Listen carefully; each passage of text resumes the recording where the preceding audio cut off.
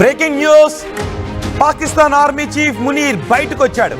Pakistan army chief Asim Munir ఎట్టకేలకు కలుగులో నుంచి బయటకు వచ్చాడు.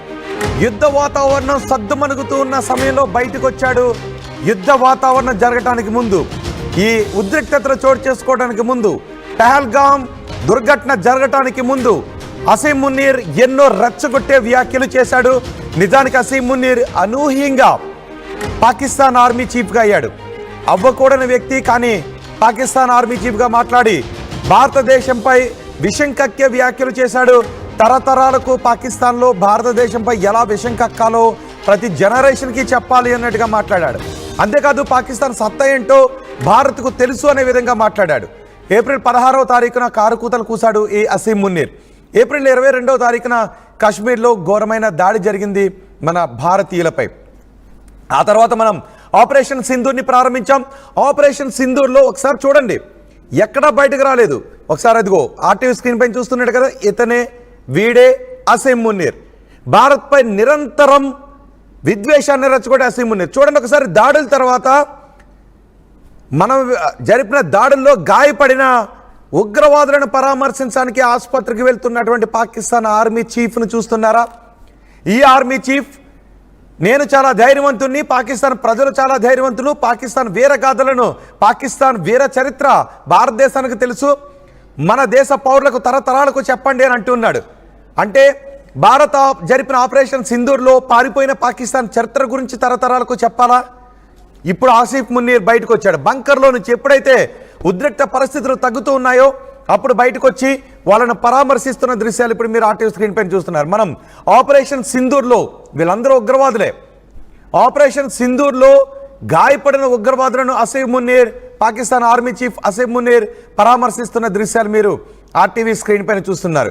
నిజానికి ఎప్పుడైతే ఉద్రిక్త పరిస్థితులు నెలకొన్నాయో, మనం పాకిస్తాన్పై తీవ్ర చర్యల దిశగా ఎప్పుడైతే సన్నాహాలు చేస్తూ ఉన్నామో అప్పుడే ఈ అసీం మునీర్ తన భార్య బిడ్డలు, పెళ్ళాం బిడ్డలు గుర్తొచ్చి వాళ్ళందరినీ కూడా విదేశాలకు సురక్షితంగా ఉండాలని పంపించేశాడు. ఈ సమయంలో, ఉద్రిక్తతల సమయంలో ఎక్కడా కూడా బయటకు రాలేదు ఈ అసీం మునీర్. అంతేకాదు ఇమ్రాన్ ఖాన్ని జైలు పాలు చేయడంలో కూడా ఈ అసీం మునీరే చాలా ప్రధానమైనటువంటి కీలకమైన పాత్ర పోషించాడు. ఇప్పుడు బయటకు వచ్చి గాయపడిన ఉగ్రవాదులను పరామర్శిస్తున్నాడు. గతంలో భారత్పై అసీం మునీర్ ఎన్నో రెచ్చగొట్టే వ్యాఖ్యలు చేశాడు. యుద్ధ సమయంలో ఎక్కడా కూడా కనిపించలేదు. కుటుంబాన్ని లండన్కు తరలించే మనవాడు మాత్రం బంకర్లో దాక్కున్నాడు. ఒకసారి ఉద్రిక్త పరిస్థితులకు ముందు, పహల్గామ్ దాడి ఘటనకు ముందు అసీం మునీర్ ఏం మాట్లాడాడో చూద్దాం. पाकिस्तान की कहानी अपने बच्चों को जो है आपने जरूर सुनानी है, ताकि वो पाकिस्तान की कहानी ना भूलें. Well, our forefathers, they thought that we are different from the Hindus in every possible aspect of life. Our religion is different, our customs are different, our traditions are different, our thoughts are different, our ambitions are different. That was the foundation of the two nation theory that was laid there, that we are two nations, we are not one nation. So because of that, our forefathers, they struggled, mounted that incessant struggle to create this country.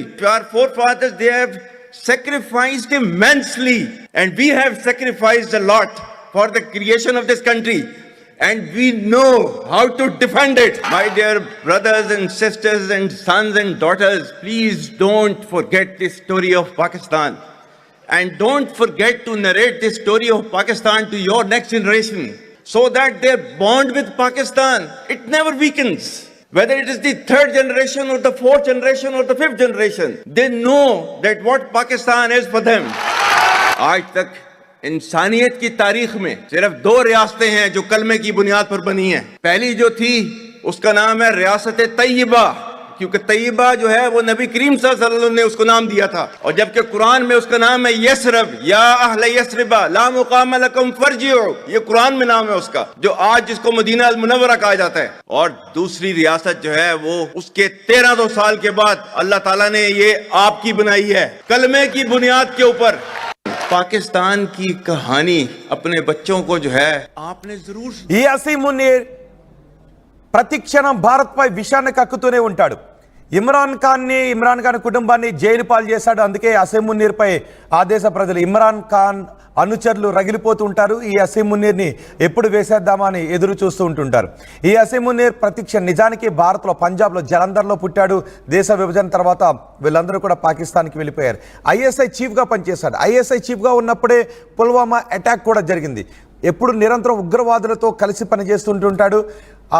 Imran ఖాన్ని జైలుకి పంపించాడు, కుట్రతోనే జైలుకి పంపించాడు. ఆ తర్వాత army chief పదవీ కాలాన్ని 3 సంవత్సరాల నుంచి 5 సంవత్సరాలకు పెంచే విధంగా రాజ్యాంగ సవరణ కూడా చేయించాడు. పాకిస్తాన్ సుప్రీంకోర్టును కూడా గుప్పిట్లో పెట్టుకున్నాడు. భారత్పై విద్వేషాలు రెచ్చగొట్టి అసీం మున్నీర్పై కొన్ని వ్యతిరేకత వ్యక్తమవుతున్న నేపథ్యంలో దాన్ని దారి మళ్లించడానికి భారత్పై విద్వేషాన్ని కక్కడం మొదలుపెట్టాడు. పహల్గామ్ దాడి ఘటన వెనుక కూడా బహుశా అసీం మున్నీర్ పాత్ర ఉండొచ్చు అనే చర్చ కూడా ఉంది అనే మాటలు కూడా మనకి వినిపిస్తుంటుంటాయి. నిరంతరం చూశారు కదా, ఇంతకుముందే మనం చూసాం భారత్ గురించి ఎంత విద్వేషపూరితమైన మాటలు మాట్లాడాడు. ఇప్పుడు బయటకు వచ్చాడు అసీం మున్నీర్. నిజానికి అసీం మున్నీర్ ఇప్పుడు రోడ్లపైన తిరిగితే అసీం మున్నీర్ని వేసేయటానికి ఇమ్రాన్ ఖాన్ అనుచరులే సిద్ధంగా ఉన్నారు. అందుకే అసీం మున్నీర్పై పెద్ద ఎత్తున విమర్శలు చెలరేగుతున్నాయి. అసీం మున్నీర్ని మార్చేస్తారు అని అనుకున్నారు. ఒక దశలో అసీం మున్నీర్ని అరెస్ట్ చేశారనే మాటలు కూడా వచ్చాయి.